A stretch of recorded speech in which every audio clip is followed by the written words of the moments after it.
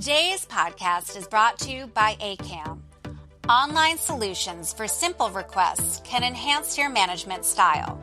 Visit acam.com to see our menu of digital offerings, all designed to make board and resident life easier. Visit acam.com today to learn more. Welcome to Problem Solved, a conversation about problems that have been solved in New York co-op and condo buildings. My guest today is Akaash Kancharla, CEO of aRoboticsCompany. Your company has a unique product that can help pinpoint one of the most common problems in multifamily buildings, and that's leaks. And not just water leaks, but air leakage. Can you describe the product and how it works?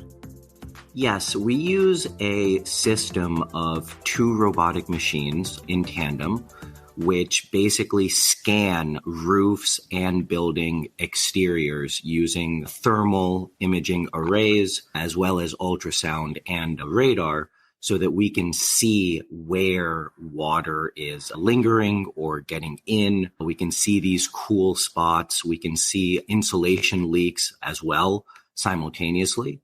So we can basically direct where the repairs need to happen. Let's say I have a building and you're going to scan it. Are you setting up equipment? Do I have to have scaffolds? How does that work?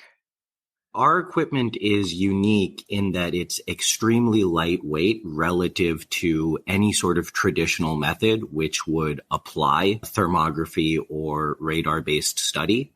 This equipment is weighing in at under 50 pounds. We use very lightweight rigging that's extremely temporary. It takes less than 20 minutes to set up, and it takes less than 1 day for us to get the permits that are required to use this in New York City. And if you scan my facade, what does your report tell you? What would it tell me?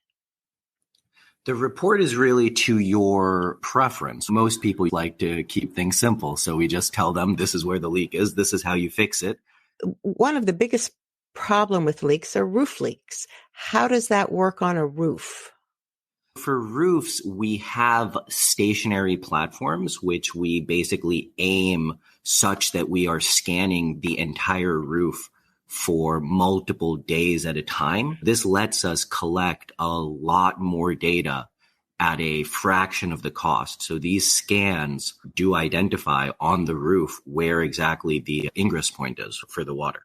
And how does your device differ from your competitors who do leak detection? No one has these sorts of remote monitoring platforms that we deploy. We have the patent for at least 10 years, but also the algorithmic combination of proprietary code and expertise lets us comb through basically mountains of data. We need specialized computers to do this, and the human expertise in tandem gives a lot more accuracy than anyone else in industry right now. So how much does this cost? For the most typical leaks, we're running at around $5,000 to $10,000 for a job, where we're deploying units for a couple weeks and going through the results. For extremely complicated leaks, where we're involving multiple points of ingress, sometimes the bill has gone as high as $50,000 for certain jobs. But pretty much across the board, you're looking at a solid 40 to 55% of savings relative to what other human-intensive operators would require. Does this equipment work if there are interior leaks within a multifamily building? If I, in my apartment building, have leaks within risers that are within walls, could your equipment track down where the leak would be coming from? And if so, how would it do that? Because we are collecting vast quantities of data, we are about 89% of the time able to visualize that trace as it enters the building.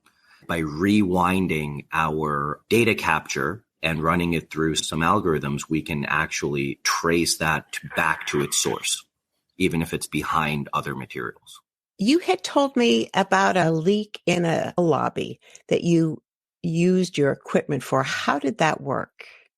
This was a very complicated interior. A lot of expense went into the interior, so they weren't in a position to just rip out the walls or even do any kind of destructive study. We deployed these remote monitors to cover that entire lobby. And it's a high-end hotel, so these units are extremely small and non-intrusive. They don't make any noise. So no one really noticed, honestly. We left them there for about a month, and over the course of that month, we were starting to visualize the traces of water, and it turned out to be fairly simple. I think the repair bill ended up being a few $100. They just needed to caulk a specific seam that the contractor forgot about when it went up. All right. Thank you very much. It sounds like a very interesting product and hopefully will be very useful in New York. Thanks for speaking with us today. Thank you for your time.